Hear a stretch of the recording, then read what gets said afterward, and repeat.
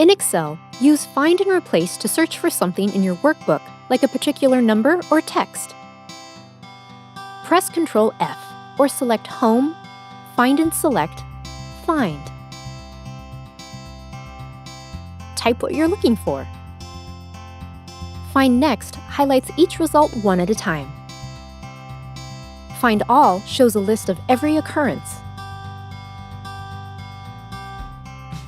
Need to replace text or numbers? Select Home, Find and select Replace. Type what you want to replace and what you want to replace it with.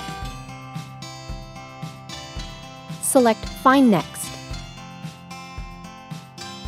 Choose Replace to change the results one at a time.